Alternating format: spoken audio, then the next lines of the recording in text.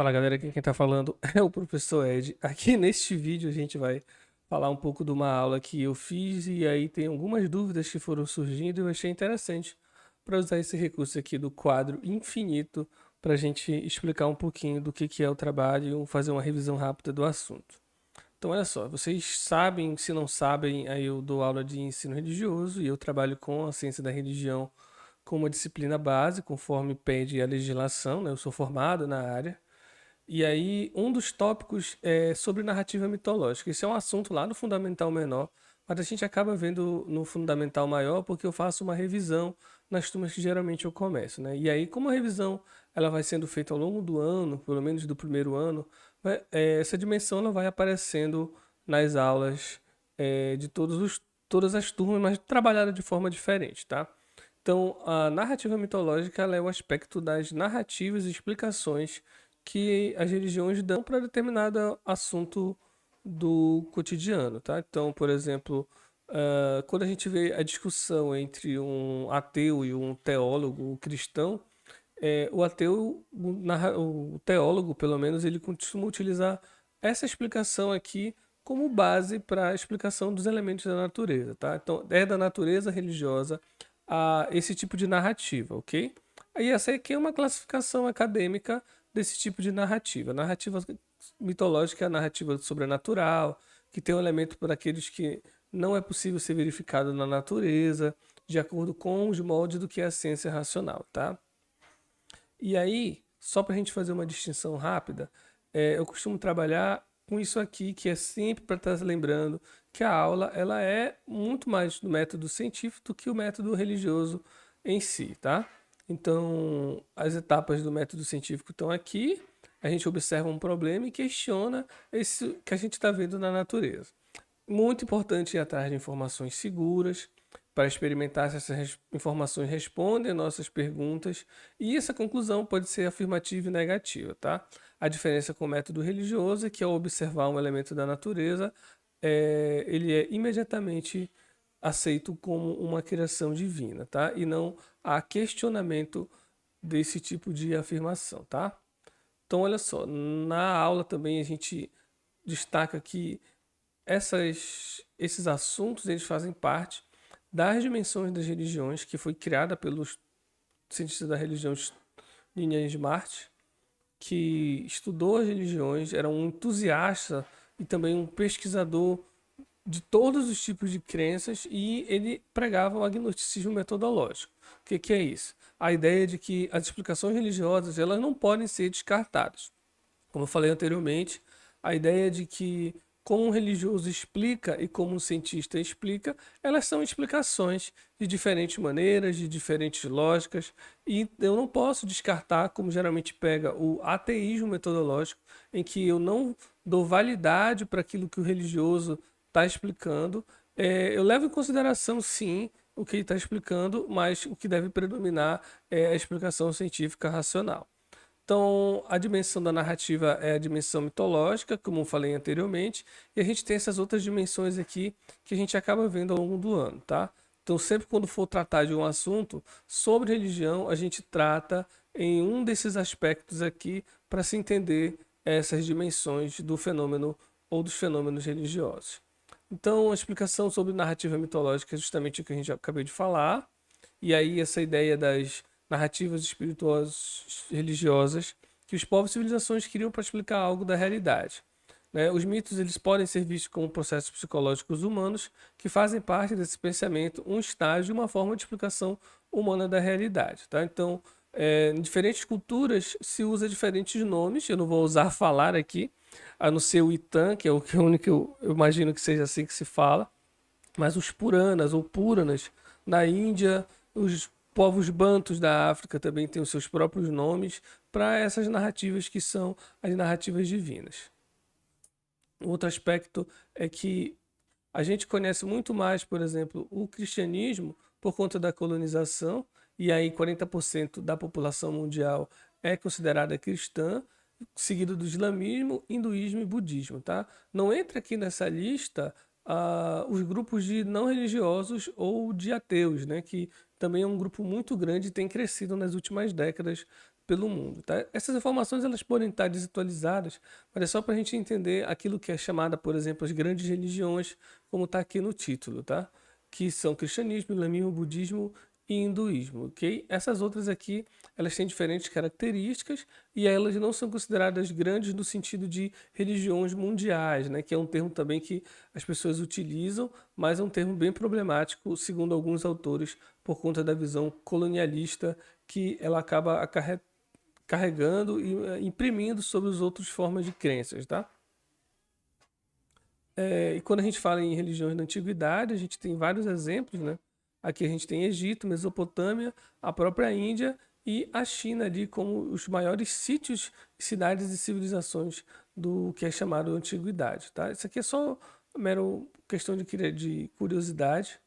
Cada povo desse criou suas próprias formas de compreender a natureza, e essa forma de compreender a natureza utilizavam aquilo que a gente chamou aqui de narrativa mitológica e atribuíam uma característica humana ou uma característica divinizatória ou divinizante daquele elemento e a forma que ele interagia com aquele elemento, tá? E diferente da explicação mitológica, a gente tem a explicação científico-racional, que vai buscar através de evidências, observações, provas e cálculos o que seria a criação do universo, né? A teoria mais aceita é a do Big Bang, né? Que exatamente alguns bilhões de anos atrás surgiram o universo que a gente conhece. E aí essas características elas são tudo calculadas, baseadas em muita matemática e observação também do universo, tá? E aí é um diferencial que a gente vai ter, por exemplo, da narrativa mitológica, que vai ser o chamado observação empírica, né? E geralmente aqui a gente já viu na sala, que é um vídeo do sábado qualquer, explicando um pouco, de maneira muito breve, o que é a teoria do Big Bang e por que ela é considerada a mais aceita. E aí os outros povos, além do cristianismo, também têm as suas formas de explicar como foi que tudo surgiu, né? Na narrativa cristã a gente tem o Velho Testamento ou a Torá ou a Taná judaica, onde na Gênesis, que significa criação, vai ser narrado, isso aqui é importante, segundo a visão do povo judeu. Então, aqueles que acreditam na visão do que a Bíblia está falando sobre a criação é uma herança do povo judeu, tá? E aí, claro, só um adendo aqui. Essas explicações, elas são vistas de maneira crítica. Crítica no sentido de que eu posso tentar entender e compreender como essa visão foi construída, tá? E os outros povos, claro, eles também vão ter lá as suas explicações, né? A gente costuma ver alguns vídeos muito rápidos, alguns vídeos bem breves, né? Por exemplo, da criação chinesa, da criação quemética egípcia, né? E também do povo Bakongo, mas a gente também vê da Suméria, a gente vê do Japão, e aí a gente vai utilizar o Japão justamente por conta do Naruto, que tem alguns nomes lá, algumas divindades que aparecem na mitologia shintoísta, onde o Naruto se utiliza dos elementos e das narrativas, tá? Aqui é japonesa, né, que a gente explica. E isso, de alguma forma, nesse vídeo aqui é um vídeo do Marcelo Geiser, que ele vai falar sobre como foi que a ciência acabou sendo influenciada por essas visões de criação ao longo do século XX, né? E aí da segunda metade do século XX em diante, a ciência passa a ser muito mais influenciada por modelos mais precisos e menos atrelados a essas visões de criação por conta do desenvolvimento de tecnologia. Eu posso deixar o link lá embaixo para quem quiser ver, tá? Então, basicamente, é isso, tá? Esse aqui é a nossa explicação sobre a primeira parte, que é o que são essas mitologias, né? O que é a narrativa mitológica. E aí, propriamente dito, a segunda parte seria a parte onde a gente vai falar sobre o trabalho. Verdade que, entre os exemplos, além do mito de criação, o mito do herói ou a jornada da heroína também a gente utiliza aqui como ferramenta para falar sobre narrativa, né? Acho que o grande elemento daqui, dessas narrativas mitológicas, é falar sobre narração, o que alguns pesquisadores chamam de storytelling e como é que isso pode estar presente na educação, tá? Então, a definição de narrativa mitológica a gente já viu, né? E a narrativa do mito do herói, ou jornada da heroína, ela conta a história de um ser humano diferenciado, ou mesmo uma divindade que passa por uma aventura de transformação e ensina sobre os caminhos que percorremos ao longo da vida, beleza? E aí isso aí vai influenciar tanto as religiões, também como os super-heróis e a estrutura toda do cinema. O Joseph Campbell escreveu sobre essa teoria no livro chamado O Herói de Mil Faces, que é um livro de 49. Ele era um mitólogo e estudou várias narrativas ao redor do mundo, e aí criou uma espécie de padrão de histórias, ou observou um padrão nessas histórias, e aí ele fez todos esses passos aqui no Herói de Mil Faces. E isso aqui foi uma influência muito grande para o desenvolvimento da narrativa cinematográfica ao longo do século XX, beleza? E aí existem etapas que são seguidas, né? E essas etapas vão estar presentes na maior parte das narrativas que a gente conhece, né? Se a gente pegar, por exemplo, a história da nossa mãe, mesmo aqui, ela vai ser encaixada aqui em alguns aspectos, tá? Aqui uma outra ilustração, né, de como é que seria, né, um mundo comum, chamado aventura. Todo herói ou toda heroína, ele tem um momento de crise diante daquele desafio que se posta à frente. Ele vai encontrar alguém que vai incentivar ele, vai ensinar aquilo que ele precisa para seguir em frente. Vai atravessar o limiar, que é o caminho do mundo conhecido, né? Então a gente chega a um ponto do mundo que a gente não conhece. E isso pode ser um dos temores que a gente tem aqui na hora que algo que tira a gente do nosso mundo comum de tentar realizar essa tarefa, né? A gente vai encontrar provas, aliados e inimigos ao longo dessa jornada, e a gente também vai enfrentar os nossos medos naquilo que é a caverna secreta, que é uma etapa bem interessante que vai trabalhar ali com aspectos psicológicos e desenvolvimento do nosso personagem. A aprovação seria uma prova final, né? O chefão da fase, e superada esse desafio há uma recompensa, né? E aí, com a recompensa em mãos, é hora de voltar para trazer a paz ou restabelecer aquele mundo que seria um mundo comum lá do início, né? A ressurreição, né? Quando o personagem ele aparece agora como um herói e aparece como alguém especial e diferenciado, até mesmo de si mesmo. Isso não pode ser necessariamente uma questão externa, mas uma questão muito mais de desenvolvimento psicológico e outras questões pessoais, tá? E aí o elixir é o elemento que se traz de volta, né? Que pode ser as experiências, as histórias ou algum elemento material em si, tá? É muito interessante porque trabalhar com isso aqui permite que a gente é, comece a pensar em estruturas de como contar uma história, né? O pessoal que usa storytelling, que é justamente isso aqui para a educação, usa essas etapas justamente para o aluno, para o educando conseguir criar a sua própria história ou mesmo estruturar a sua própria história, a sua própria narrativa sobre algo que pode ser trabalhado, ou sobre a sua narrativa pessoal, que é um pouco do que a gente vai falar um pouquinho à frente, tá? Um outro elemento, não sei se vai aparecer aqui, porque não é só esse tipo de narrativa que a gente tem, tá? A gente vai já olhar bem aqui, ó. A jornada da heroína. Diferentemente da jornada do herói, a Maureen Murdoch, em 1990, ela foi aluna do Joseph Campbell.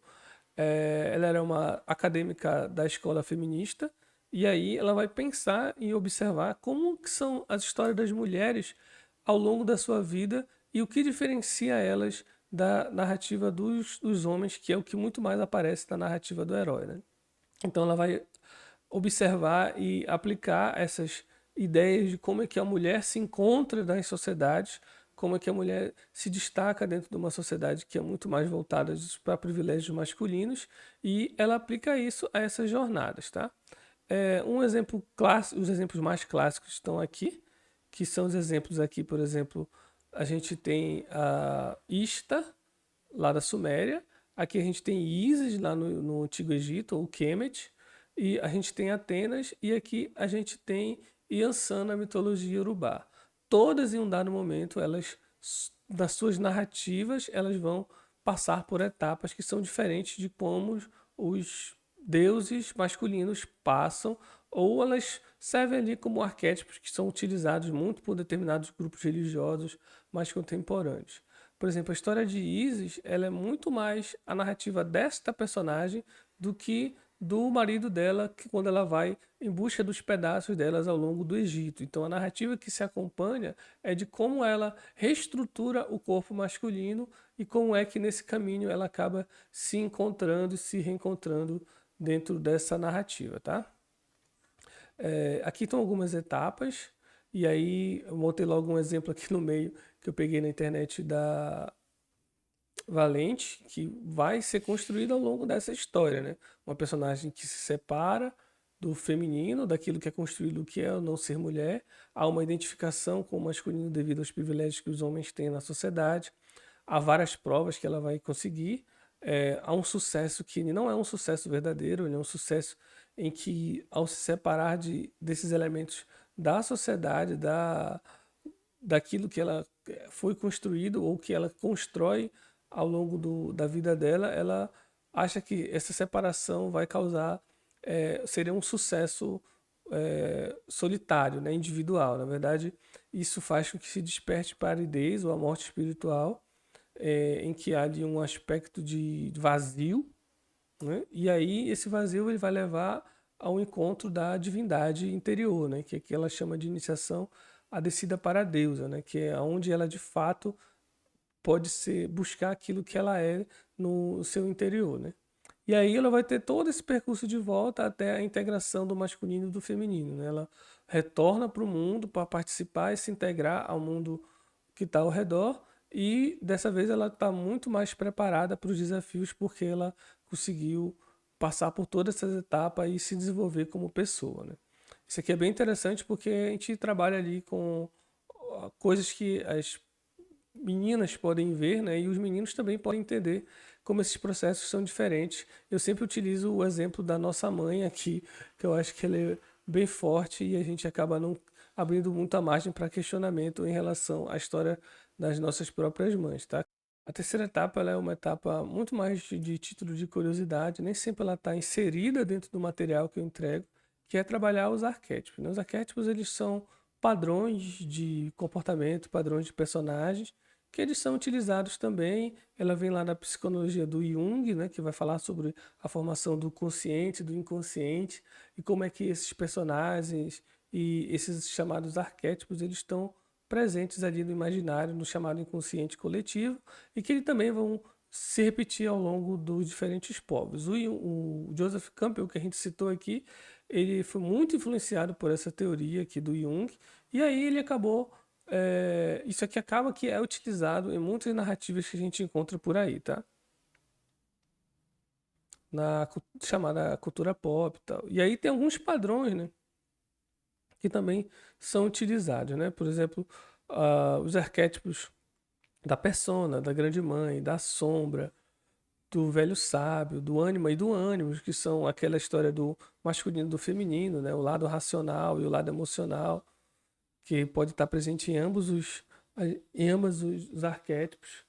O arquétipo do herói, que foi trabalhado ali, e o self, né? Que é um arquétipo que é uma tendência de nos buscar o estado de autorrealização. A gente nota que isso aqui está presente, por exemplo, tanto na narrativa do herói quanto na própria narrativa da heroína, né? E existe uma infinidade.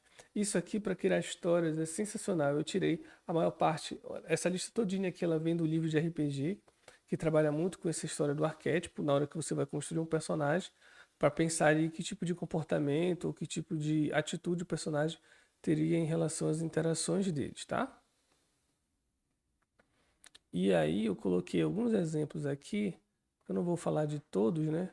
Mas, por exemplo, tem um material que fala sobre o próprio Stranger Things e como é que esses arquétipos aparecem lá, né?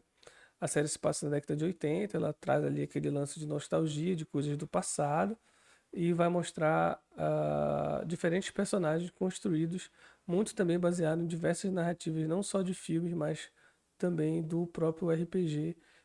Afinal, essa é uma grande referência do início do filme, né? E aqui eu trago algumas referências, né? Os filmes da década de 80, tanto de terror quanto de aventura, quanto infantil, o elemento do RPG ali, alguns monstros e criaturas também são tirados do RPG. E alguns filmes também são utilizados na construção da série, né? E aí a gente tem aqui alguns arquétipos que são utilizados, né? O da heroína, né? Que é que é basicamente o herói e a heroína. Todos os personagens passam por ciclo de jornadas do herói e também da heroína ali na construção da jornada que eles são inseridos. O,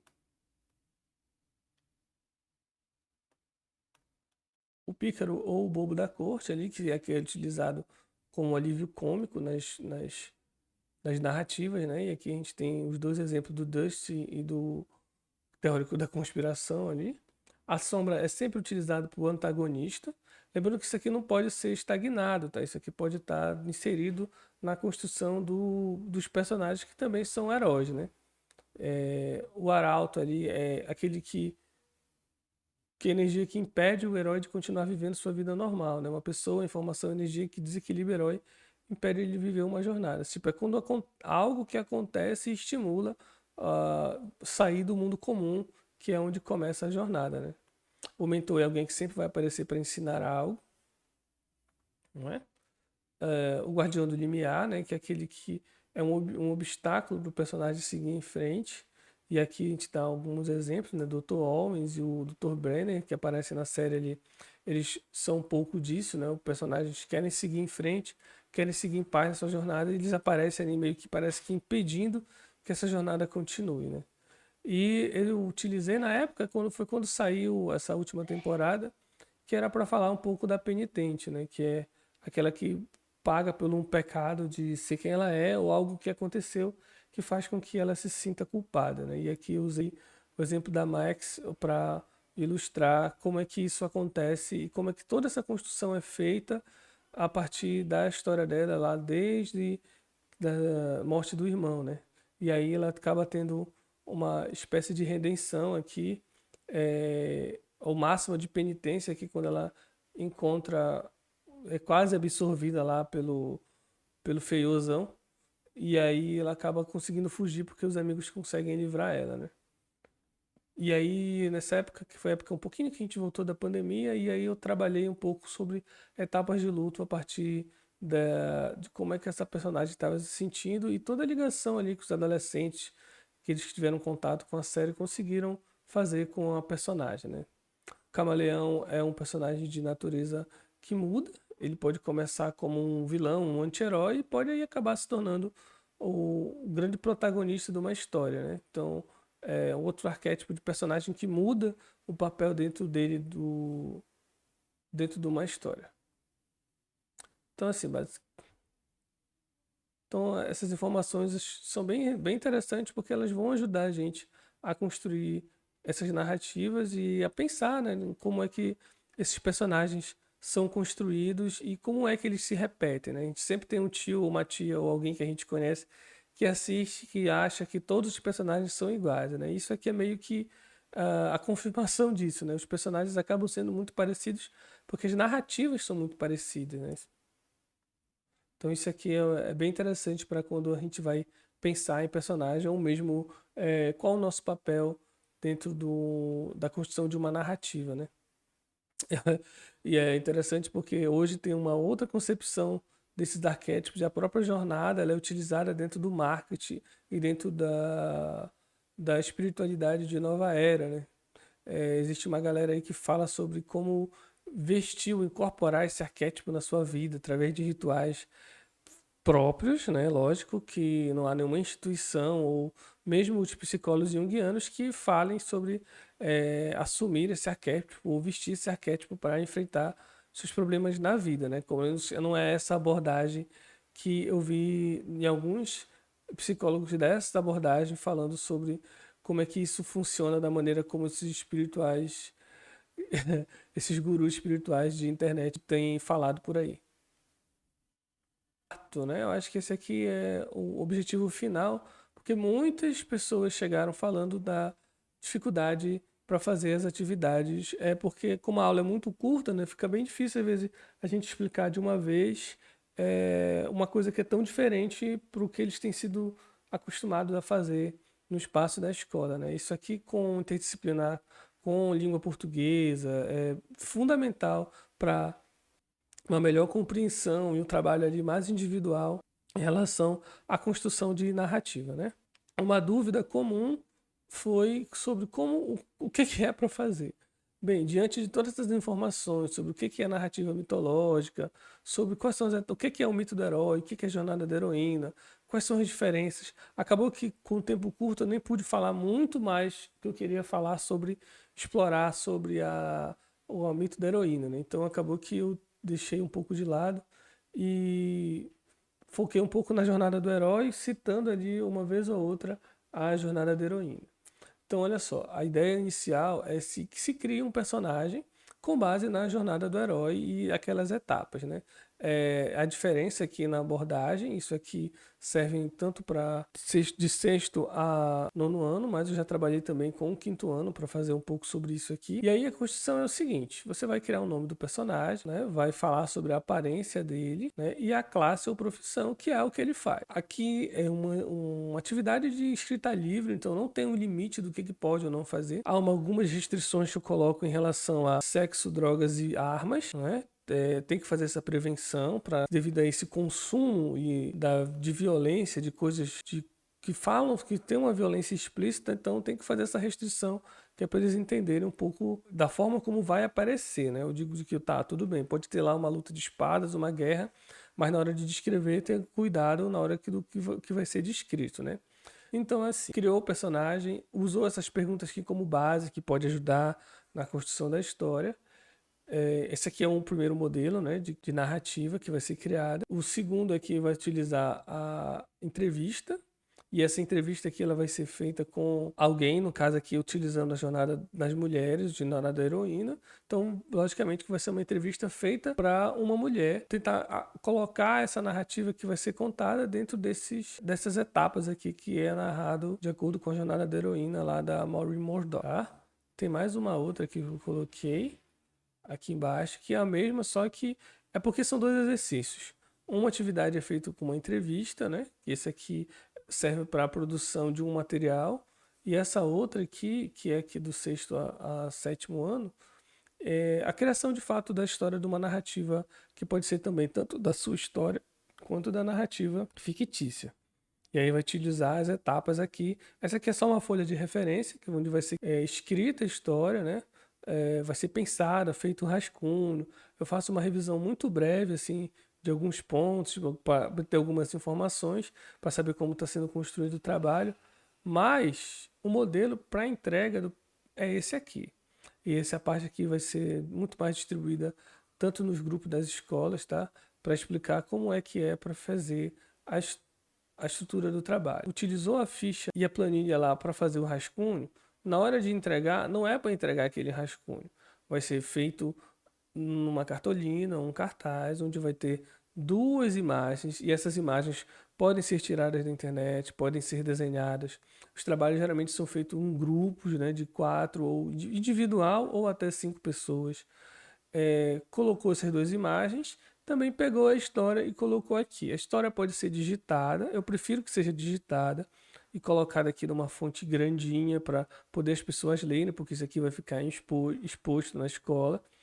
Ou pode ser escrito, mas com uma letra compreensível, legível, e que ela seja grande o suficiente para as pessoas conseguirem ler ali pelo menos parte da história, tá? Assim que é a apresentação do trabalho, tá? A gente primeiro entrega, vai a folhinha do personagem, onde vai escrever a história com base lá na narrativa do herói, mas na hora da entrega ela vai ser feita com um cartaz, tá? E o cartaz tem essa diagramação aqui, né? Duas imagens, mais a história do lado, que pode ser digitada ou escrita com letra legível. Beleza? Acho que essa era a principal dúvida que muitos entraram em contato comigo. E para outra é justamente a criação de um vídeo curto, que pode ser tanto um vídeo da pessoa falando, quando pode ser um registro de áudio com imagens da pessoa ou com imagens aleatórias que falem daquela narrativa que está sendo falada ali. Mas a ideia é a criação de um vídeo, porque a gente vai fazer uma amostra de vídeos com essa narrativa que eles vão coletar, tá? Aí alguns perguntaram, mas eu tenho que fazer sobre quê? Tá, pode falar primeiro sobre alguém que você admira ou por sua própria narrativa, que eu acho que também é bem interessante, né? Aqui eu não abro para fazer narrativa sobre o professor, no caso eu que estou passando a disciplina, eu deixo mas eu dou incentivo para que se faça, por exemplo, dos outros professores, dos outros funcionários que eles conhecem da história, que aí vamos ver o que vai acontecer. Eu vou compilar esses vídeos e publicar aqui no canal, beleza? Então é basicamente isso. Então essas são as duas formas de apresentação. Uma é essa aqui, né? A outra é o vídeo. É basicamente isso, que é a forma como é construído e como é que eu trabalho dentro dessa disciplina, a narrativa mitológica, o mito do herói ou storytelling, como contam essas novas tendências metodológicas por aí relacionadas a metodologias ativas, beleza? Tá? Qualquer dúvida pode deixar aqui embaixo ou me procurar lá no WhatsApp. Esse vídeo é muito mais voltado para os alunos e voltado para os responsáveis também que estão envolvidos na disciplina, mas eu vou deixar ele aberto para quem se interessar. Não esquece de curtir, compartilhar e blá blá blá e tudo mais. Até a próxima. Se você gostou, curta, compartilha e se inscreve.